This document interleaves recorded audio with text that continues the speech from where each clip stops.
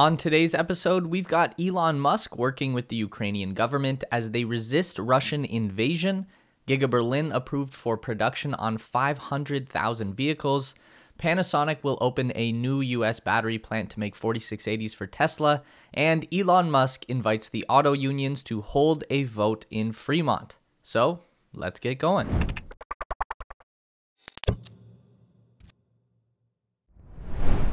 Elon Musk has been steadily ramping up his personal involvement in the fight between the people of Ukraine and the Russian military. It started off with Elon sending a few Starlink terminals. Then he started providing direct technical support, diverted SpaceX resources into maintaining connectivity through Russia's attempt to block the network, and now Elon is having personal meetings with Ukrainian President Volodymyr Zelensky. Earlier this week, the Ukrainian leader wrote on Twitter, quote, "Talk to Elon Musk. I'm grateful to him for supporting Ukraine with words and deeds. Next week, we will receive another batch of Starlink systems for destroyed cities, discussed possible space projects, but I'll talk about this after the war," end quote. That was accompanied by an Instagram video from Zelensky's account showing him talking to Elon on Zoom and extending an invitation to Ukraine. Elon replies that he's looking forward to visiting. It's hard to say what's more impressive at this point, the sheer weight of Zelensky's massive balls or his extraordinary confidence that he himself and the nation of Ukraine will survive this horror. Either way, he's one hell of a leader. This meeting comes shortly after Elon announced that SpaceX will reprioritize resources towards cyber defense and overcoming signal jamming.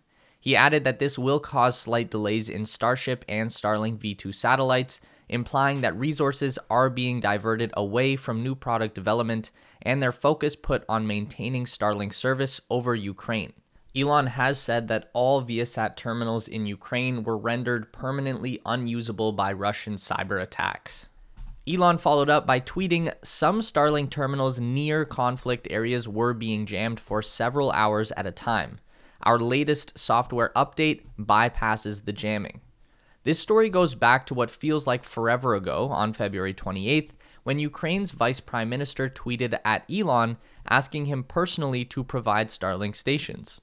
Within hours, Elon had responded, "Starlink service is now active in Ukraine, more terminals en route." Just 48 hours later, the vice prime minister tweeted again, this time showing a military truck full of Starlink boxes. He wrote, "Starlink is here, thanks Elon Musk." The United States government has denied assisting SpaceX or Elon Musk with making that delivery, and no one seems to have any idea how he got them there so fast, but he did it. After the delivery, Elon went into full tech support mode using his Twitter account. On March 3rd, after the vice prime minister asked about better ways to power the terminals in locations where the grid had been destroyed, Elon wrote, "Updating software to reduce peak power consumption so Starlink can be powered from car cigarette lighter. Mobile roaming enabled so phased array antenna can maintain signal while on moving vehicle." On the same day, Elon also wrote, "Important warning, Starlink is the only non-Russian communication system still working in some parts of Ukraine, so probability of being targeted is high.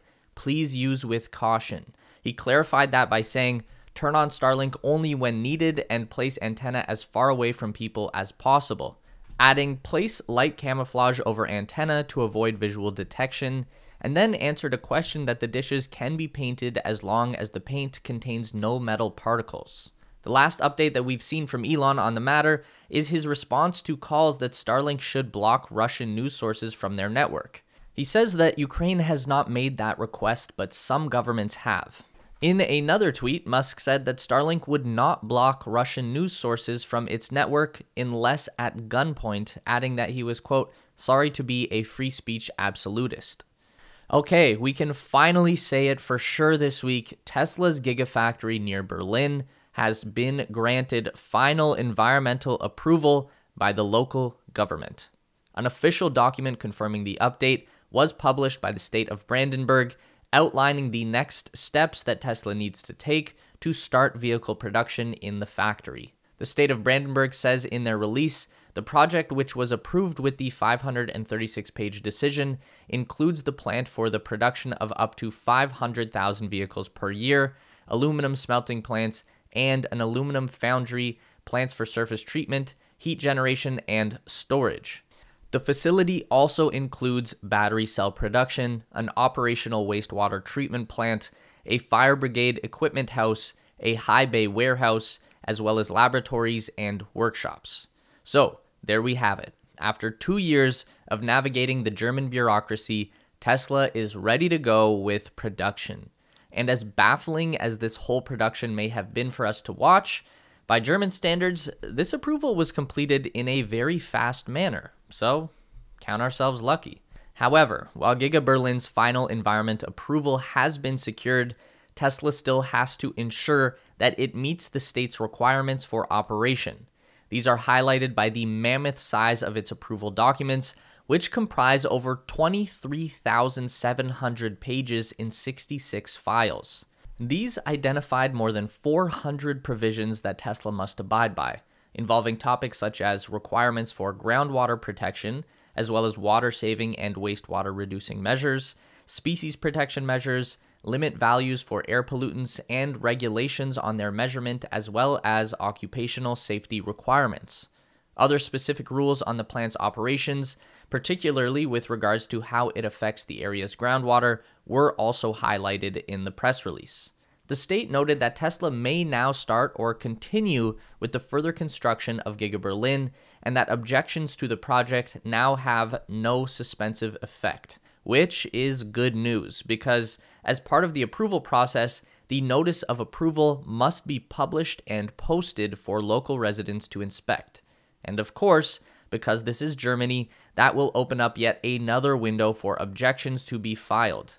After 2 weeks, with the notice of approval on exhibit at public locations, there will be a period of 1 month in which objections to the approval can be raised. But if the German officials aren't worried about that, then we probably shouldn't be either.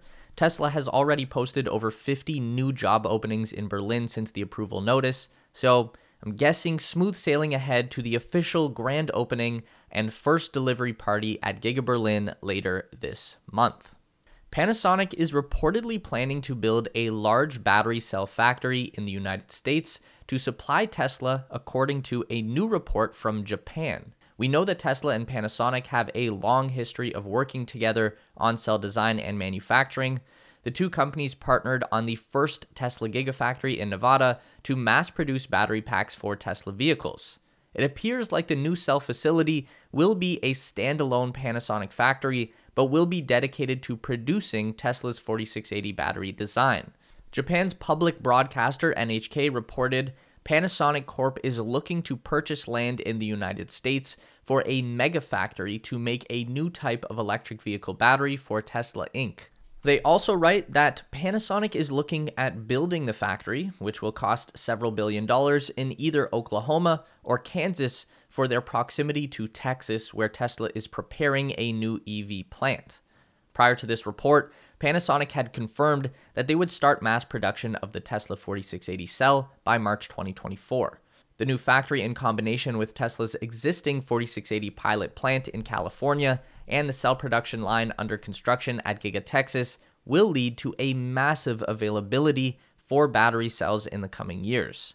And as Elon has said before, the more batteries they can produce, the cheaper they become. And since the battery pack accounts for about half the cost of an EV, cheaper batteries translates directly to cheaper cars.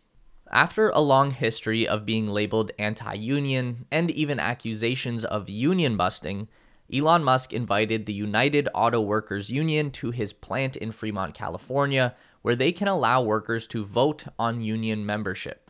Elon says that UAW can hold the vote at their convenience and that Tesla would do nothing to stop it.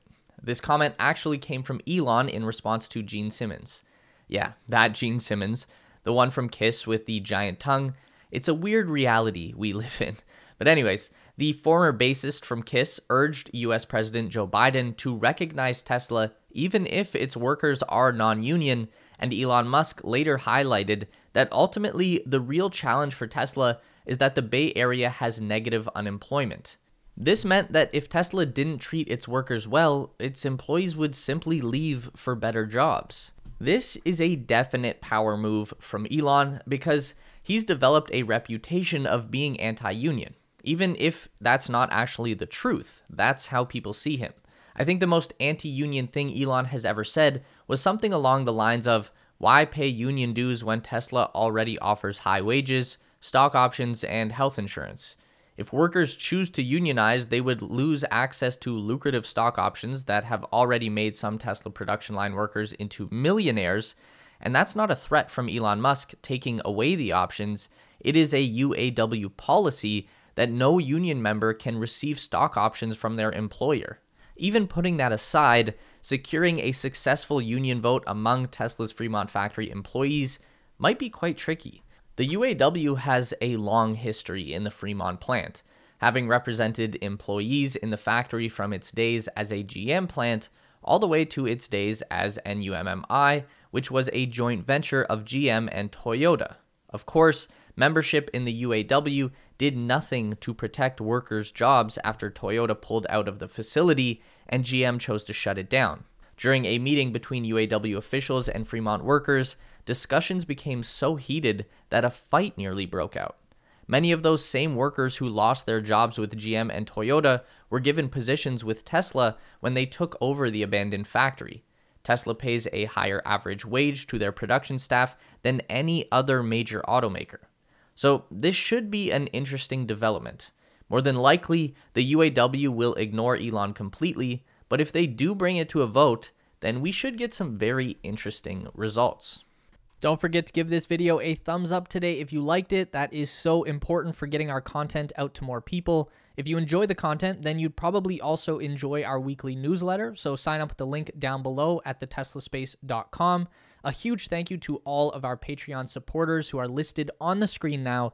You help us make the best content we can, and we really appreciate it. Thanks for watching, and we'll see you in the next one.